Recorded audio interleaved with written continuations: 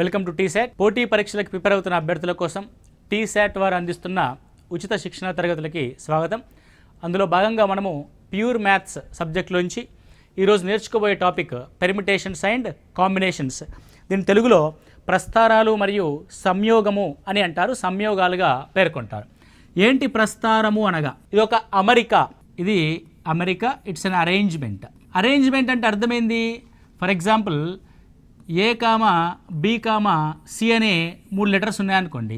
ఈ 3 లెటర్స్ని అరేంజ్ చేయడం. ABC, ACB, BAC, BCA, CAB, CBA. Okay, so order is very very important. Okay, so ఇక్కడ order important అండి. అంటే ఎలా అమరుస్తున్నావు, ఏ యొక్క స్థానం మారిస్తే కొత్త పెర్మిటేషన్ వచ్చేస్తుంది, కొత్త అరేంజ్మెంట్ అనేది వచ్చేస్తుంది. ఒక స్థానం మార్చామనుకోండి, ఏని ఫస్ట్ తీసుకెళ్ళి సెకండ్లో పెట్టామనుకోండి, అప్పుడు ఒక కొత్త అరేంజ్మెంట్ అనేది రావడం జరుగుద్ది. సో ఈ విధంగా మనకి అరేంజ్మెంట్స్ అనేటివి చూస్తూ వస్తాం. రైట్, ఇప్పుడు సంయోగం అనుకోండి. వాట్ ఈస్ ద సంయోగం? సంయోగం అంటే సెలక్షన్. ఇప్పుడు ఏబిసి అనే 3 వ్యక్తులు ఉన్నారనుకోండి.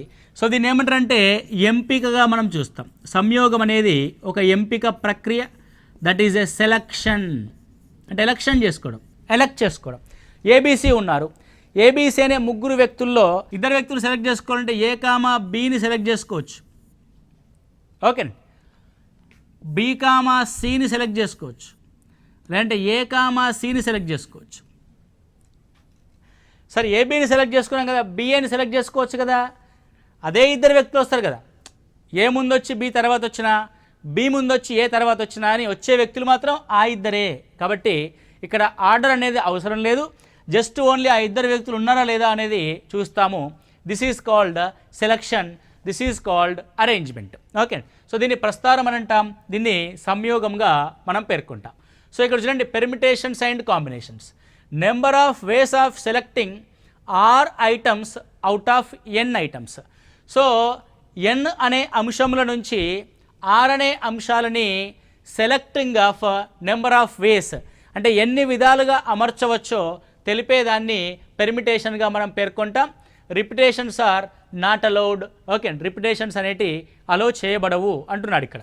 Right and order is important. దేంట్లో? పెర్మిటేషన్స్లో ఆర్డర్ ఈజ్ ఇంపార్టెంట్, కాంబినేషన్స్లో ఆర్డర్ ఈజ్ నాట్ ఇంపార్టెంట్. మీకు ఇందాక చెప్పాం, ఏబి అయినా బిఏ అయినా ఒకటే, కానీ పెర్మిటేషన్స్లో ఏబి వేరే, బిఏ వేరే.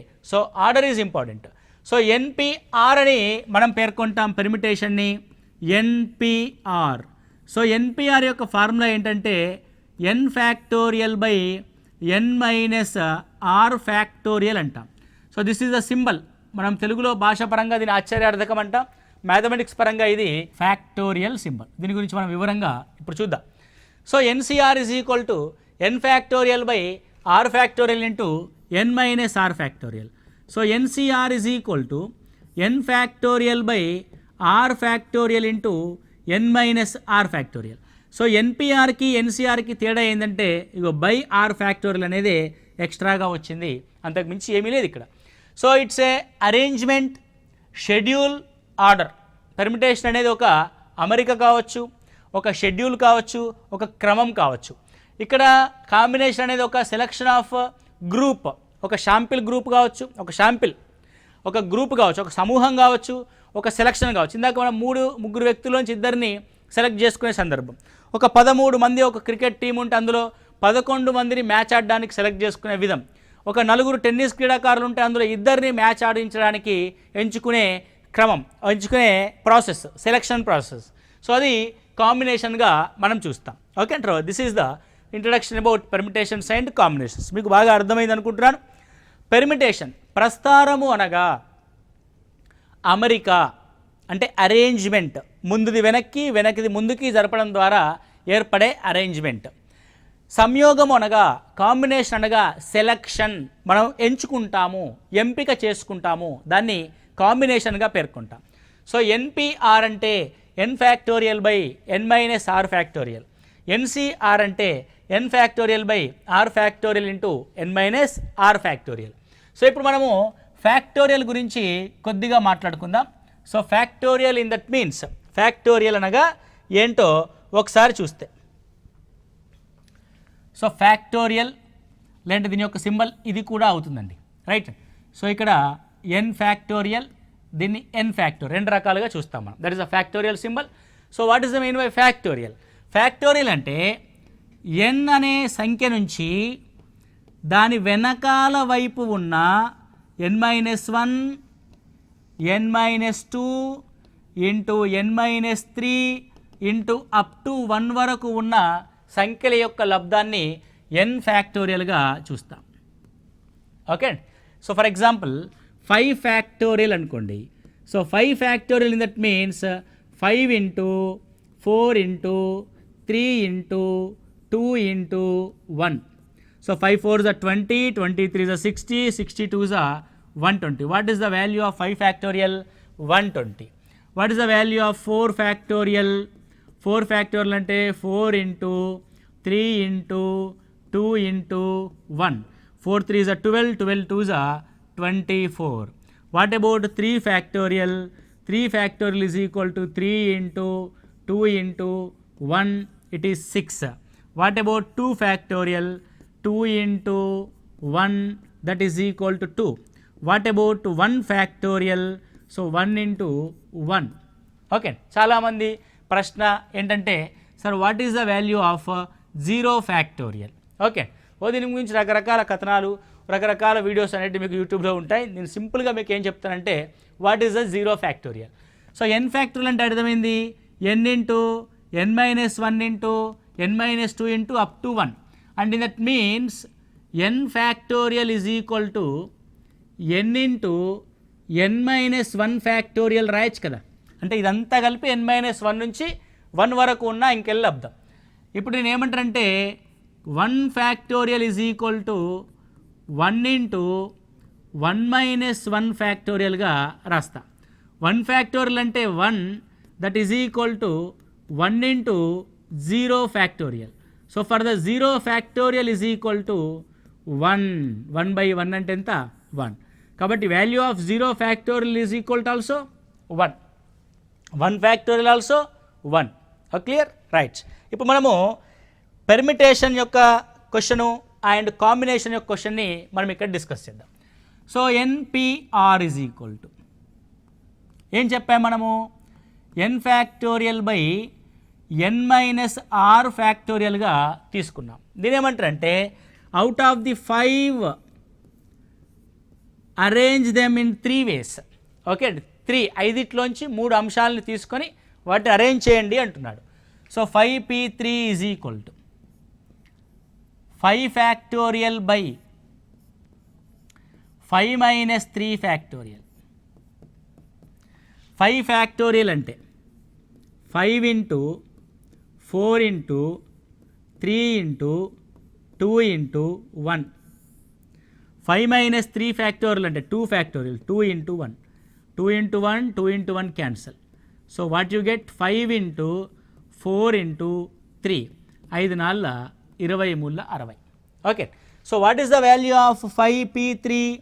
So 5p3 is equal to 60. నువ్వు ఒక్కసారి ఇదంతా స్టెప్ అంతా మనం ఎగ్జామినేషన్ హాల్లో రాయలేం. We're not going to write any academic type of examinations. So we're going to write competitive exams కాబట్టి so neglect this step and directly observe the output. So 5p3 is equal to 5 into 4 into 3 రాసాం. అంటే అర్థమైంది 5 నుంచి 3 నెంబర్లను తీసుకున్నావు అక్కడ. 5 into 4 into 3, 5 నుంచి 2 నెంబర్లు తీసుకున్నావు, 3 నెంబర్లు తీసుకున్నావు. So simple. నేను క్వశ్చను 100p2 అన్నాడు అనుకో, 100 నుంచి 2 నెంబర్లు వెనక్కి తీసుకో. 100 into 99, that answer will be 9900 was the answer. Okay. 1000p2 అన్నాడు అనుకోండి, 1000 నుంచి దాని వెనకాల ఉన్న మరొక number 999. So 999 was the answer. 1000p2. At clear? So ఇది 5p3 అన్నదాన్ని మనం ఇక్కడ రాసాం. సో ఇప్పుడు ఫర్ ఎగ్జాంపుల్ 10p4 అన్నాడు అనుకోండి, అంటే ఏం చేయాలి? 4 సంఖ్యల్ని రాయండి అని అర్థం. సో 10 ఇంటూ 9 ఇంటూ 8 ఇంటూ 7 అంతే. సో 10 నుంచి ఎన్ని నెంబర్లు తీసుకోవాలి? 4 నెంబర్లను తీసుకోవాలి. అలా అంటే మనం అవుట్పుట్ని ఆధారంగా చేసుకొని ఒక షార్ట్ కట్ని క్రియేట్ చేసుకున్నాం. సో ఇది 10p4కి సంబంధించిన అంశం. సో సేమ్ థింగ్ మనం ఎన్సిఆర్ అనే విషయాన్ని ఏ విధంగా లెక్కిస్తామో చూద్దాం. So NCR, so this is n factorial by r factorial into n minus r factorial. ఇప్పుడు అదే విషయాన్ని ఇక్కడ రాద్దాం. ఇందాక తీసుకున్నాం 5p3 తీసుకున్నాం, ఇక్కడ 5c3 తీసుకుందాం. అంటే 5 n ప్లేస్లో 5 ఫ్యాక్టోరియల్, r ప్లేస్లో 3 factorial. So 5 minus 3 factorial. Now it is 5 factorial by, so 3 factorial into 2 factorial. Calculate చేయకండి, అలాగే పెట్టండి. మీకు ఒక చిన్న విషయాన్ని చెప్తా. I'm going to take 5c2, 5 factorial by R ప్లేస్లో 2 ఉంది కాబట్టి 2 factorial 5 minus 2 factorial, 5 factorial 5 minus 2 అంటే 3 ఫ్యాక్టోరియల్ ఇంటూ 2 ఫ్యాక్టోరియల్. ఏం అబ్జర్వ్ చేశాము అని అంటే 5c3 is equal to 5 factorial into 5 factorial by 3 factorial into 2 factorial. 5c2 is equal to 5 factorial by 3 factorial into 2 factorial. అంటే that means 5c3 is equal to 5c2ని మనం observe చేసాం. 5c3 is equal to 5c2. ఎందుకు అది సమానమైంది అంటారు మీరు? ఏమైనా సంబంధం ఉందా 5కి 3కి? Yes, there is a relation. 5లోంచి 3 తీసేస్తే 2, 5లోంచి 2 తీసేస్తే 3. అంటే అర్థమైందంటే n2 combinations of R, so n2 combinations of n minus R both are equal. N C R N C, so 5 minus 3 2 రాసాం కదా, ఇక్కడ n minus R. So N C R is equal to N C n minus ఆర్గా మనం రాస్తాం. N C R is equal to N C n minus R. Is that clear? Right. ఇప్పుడు let's conclude the question for this answer. ఇవి రెండు ఒకటే కదా.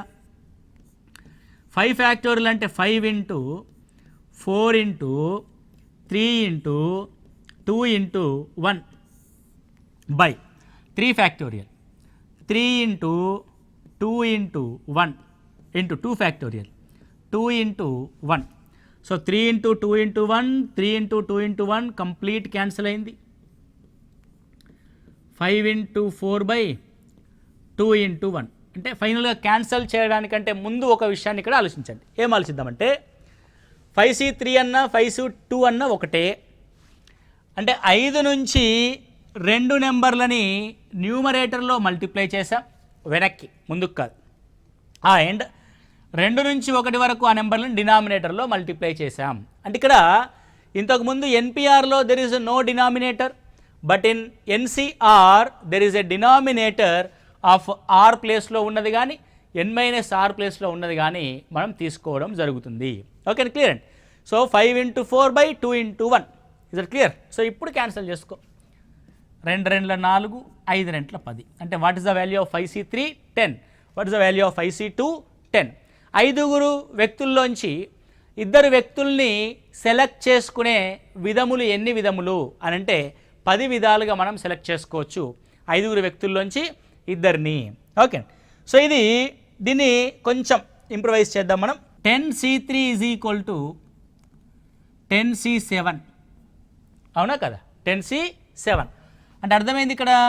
10c7 అంటే 7 నెంబర్ల దాకా మల్టిప్లై చేయాల్సిన అవసరం లేదు మనకి.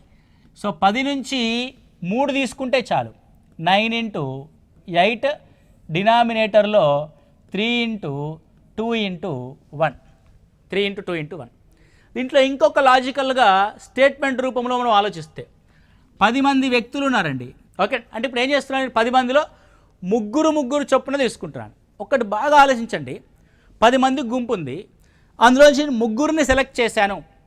అంటే అర్థమైంది 7గురిని వదిలేశానని అర్థం. లేదంటే 3గురిని సెలెక్ట్ చేసుకునే ఒక విధము, 7గురిని సెలెక్ట్ చేసుకునే మరొక విధం, రెండు కూడా సమానము. అంతేనా కదా? 10 మంది ఉన్నారండి, 2 రూమ్లో పెట్టాలి. ఆ రూమ్లో 3గురిని పెట్టాలనుకోండి, ఈ రూమ్లో ఎంతమంది ఉంటారు? 7గురు ఉంటారు. అంటే 3గురిని సెలెక్ట్ చేసుకొని పక్క రూమ్లో పెట్టడం అన్నా, 7గురిని సెలెక్ట్ చేసుకొని ఈ రూమ్లో పెట్టడం అన్నా ఒకటే. అందుకే అది ఏమవుద్ది మనకి 10C3 = 10C7. 3గురిని సెలెక్ట్ చేసుకోవడం అన్నా, 7గురిని సెలెక్ట్ చేసుకోవడం అన్నా ఒకే రకమైన సమాధానాన్ని మనము పొందుతాము. Right and that is 10 × 9 × 8/3 × 2 × 1. For example 100 మందిలోంచి 98 మందిని ఎన్ని విధాలుగా సెలెక్ట్ చేసుకోవచ్చు. ఇక నువ్వు 198 సార్లు రాసుకుంటూ పోదాము, అలా కాదు. ఎలా చేయాలి? దట్ ఈజ్ ఈక్వల్ టు 100C2కి సమానం. 98ని సెలెక్ట్ చేసుకోవడం అన్నా, ఇద్దరు వ్యక్తులు సెలెక్ట్ చేసుకోవడం అన్నా రెండు కూడా ఒకటే. That's it 100C2 is equal to 100 × 99/2 × 1గా మనం రాస్తాం. దట్ ఈజ్ 9900/2, 2 4 8, 2 9 18, 4950 విధాలుగా మనము ఎంచుకునే గ్రూప్ అనేది ఉంటుంది. 100C98 is equal to. Okay, clear? So sometimes క్వశ్చన్స్లలో ఏం చేస్తాడు అనంటే 10C7 is equal to 10CX అంటాడు. What is the X value అంటాడు. సో ఎక్స్ వాల్యూ ఏమవుద్ది? 10 - 7 అవుద్ది. That is equal to 3. ఇక్కడ కొన్నిసార్లు NC7 is equal to NC8 అవుతుంది. Then N is equal to ఎంత? ఇక్కడ 7 and 8, ఇది 7 is equal to R. Okay, N - R is equal to 8. So N - 7 is equal to 8. N is equal to 15. What is the value?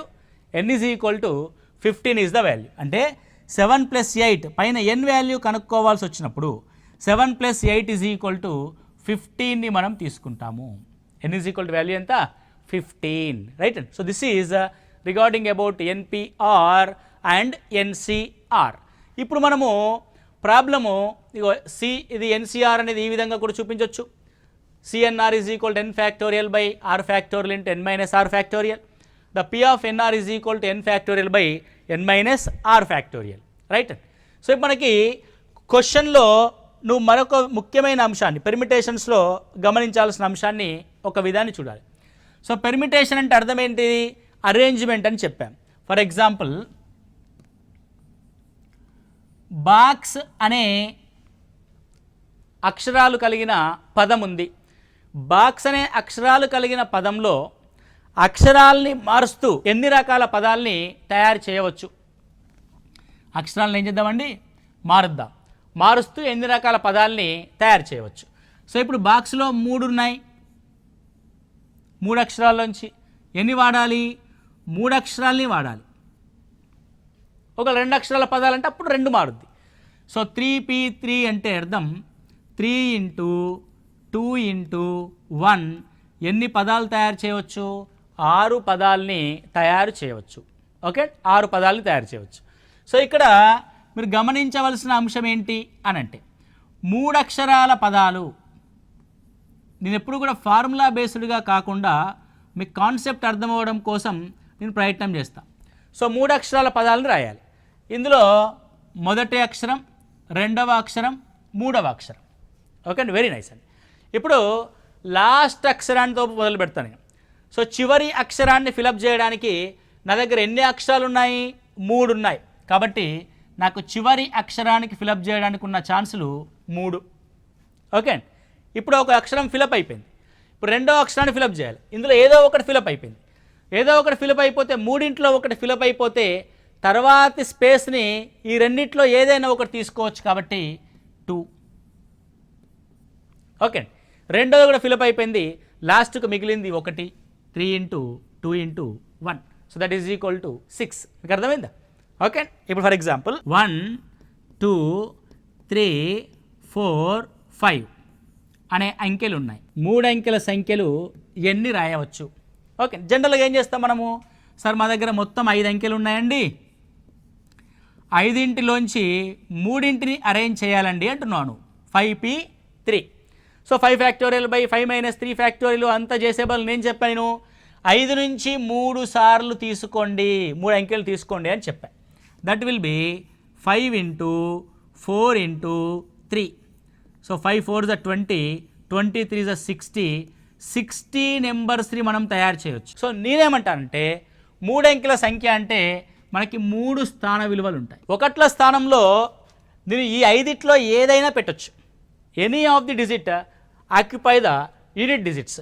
So 1 2 3 4 5లో ఒక అంకెని తీసుకొచ్చి పెట్టా అంటే ఈ 5 ఏదైనా తీసుకురావచ్చు. 5 ఛాన్సెస్ ఉన్నాయి. ఓకే, అందులో ఏదో ఒకటి పోయింది. ఇప్పుడు 10th ప్లేస్లో పెట్టడానికి నాకు మిగిలిన 4 ఛాన్సులే ఉన్నాయి. ఆల్రెడీ ఒక అంకెని వాడేసా, 5 ఏది వాడనో తెలీదు, ఒకదాన్ని వాడేసా. ఇప్పుడు ఎన్ని వాడుకోవచ్చు, నేను 4 వాడుకోవచ్చు. సో 2వ అంకెని కూడా వాడేసా, 1ల స్థానంలో వాడేసా ఒక అంకెని, 10ల స్థానంలో వాడేసా మరొక అంకెని. ఇప్పుడు 100ల స్థానంలో వాడాల్సిన అంకెలు ఎన్ని వాడుకోవచ్చు, 3 ఏదైనా వాడుకోవచ్చు. That is 3 4 = 12, 12 5 = 60. ఓకే, ఇక్కడ మీరు వాడిన అంకెను మళ్ళీ వాడట్లేదు, రాసిన అక్షరాన్ని మళ్ళీ రాయట్లేదు. వితౌట్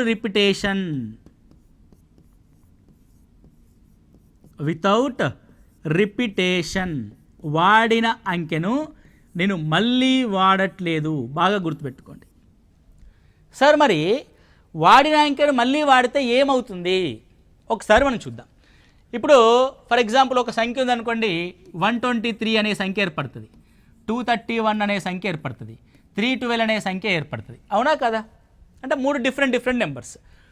ఒకటిని మళ్ళీ వాడుకోవచ్చు అంటే we can write 111, we can write 222, we can write 333, we can write 112, we can write 121, we can write 323, we can write 332. అంటే ఇలా రకరకాల అరేంజ్మెంట్స్ అనేటి కొత్త సంఖ్యలు అనేవి ఏర్పడతాయి. ఎప్పుడు repetition when allowed, right? So అలా రిపిటేషన్ అలౌ అయినప్పుడు మనం ఏం చేస్తాము అన్నదాన్ని కూడా మనం ఇక్కడ డిస్కస్ చేస్తే, this is without repetition, right? So with repetition what will happen, వాడిన అంకెల్ని మళ్ళీ వాడుకోవచ్చు అంటే ఎన్ని అంకెలు రాయొచ్చు? ఫ్రమ్ 1 2 3 4 5.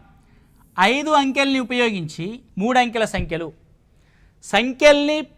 అంకెల్ని మళ్ళీ ఉపయోగించుకోవచ్చు అంటే ఎన్ని రాయొచ్చు అని ఒకసారి చూద్దాం.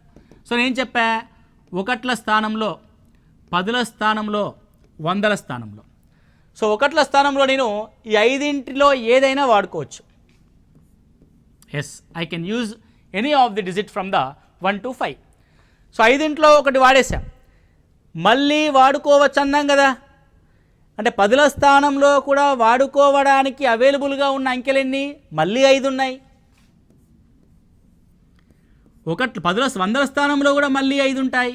కాబట్టి 5 × 5 × 5 125. చూడండి, రిపిటేషన్ లేకపోతే 60 సంఖ్యల్ని తయారు చేసిన మనం రిపిటేషన్ ఉంటే 125 సంఖ్యల్ని తయారు చేశాం. So when the repetition was allowed from n numbers to arrange the r numbers of arrangement. Okay, n అనే సంఖ్యల్లోంచి r అనే సంఖ్యల్ని రిపిటేషన్ కనుక అలో ఉంటే మనము ఎన్ని రాయవచ్చు అని ఒకసారి చూస్తే n పవర్ r రాయొచ్చు. ఎన్ని రాయొచ్చండి? n పవర్ r అనే సంఖ్యలు రాయచ్చు. అంటే అప్పుడు పెర్మిటేషన్ ఏమవుద్ది? n పవర్ r అవుద్ది. అందుకే మీకు చూడండి, ప్రాబబిలిటీకి వచ్చేసరికి కాయిన్స్ ప్రాబ్లంలో 2 స్క్వేర్ అవుద్ది, డైస్ ప్రాబ్లంలో 6 స్క్వేర్ 6 క్యూబ్ అంటే 6 పవర్ n అవుద్ది, 2 పవర్ n అవుద్ది. అదేంటది? Repetition allowed. Head and head 2 సార్లు వాడతాం, హెడ్ 3 సార్లు వాడతాం. కాబట్టి అలా రిపిటేషన్ పెర్మిటేషన్ని మనం ఇక్కడ చూడడం జరుగుతుంది. So this is called when repetition was allowed. Okay, right. So some times ఏమవుతుంది అని ఒకసారి చూస్తే, ఇది వర్డ్స్కి సంబంధించిన ప్రాబ్లంలో కనుక మనం గమనిస్తే, ఇప్పుడు చూడండి, ఇప్పుడు పెన్ అనే వర్డ్ ఉంది, 3 అక్షరాల పదాలు ఎన్ని రాయొచ్చు అని అంటే మనం ఎన్ని రాసాము ఇందాక? 3p3 రాసాము. 3 రాసాము, 3 × 2 × 1 6 రాసాము. 6 × 2 = 12, 12 × 5 = 60. 6 × 3 = 60. 6 × 2 = 120. 120 రాసాము. Okay right. For example book అనే పదంలో ఉన్న అక్షరాలు ఎన్ని అని అంటే B comma O comma K. మరి ఏం చేద్దాం? ఓకే, సో ఇప్పుడు బుక్ అనే పదంలో 4 అక్షరాలు ఉన్నాయి, కానీ జనరల్గా చూస్తే మాత్రం బిఓకే అనే 3 అక్షరాలు మాత్రమే ఉన్నాయి, ఒక అక్షరం రిపీట్ అయింది. Okay, no problem. So book అనే పదాన్ని ఉపయోగించి ఎన్ని రకాలుగా దాన్ని మార్చి రాయొచ్చు అని అనుకోండి. సో ఎన్ని రకాలుగా మార్చి రాయొచ్చు అని అంటే, సో 4 కాబట్టి 4 ఇంటూ 3 ఇంటూ 2 ఇంటూ 1 బై ఒక్కొక్క అక్షరం ఎన్నిసార్లు రిపీట్ అయిందో అన్ని ఫ్యాక్టోరియల్ని డివైడ్ చేయాలి.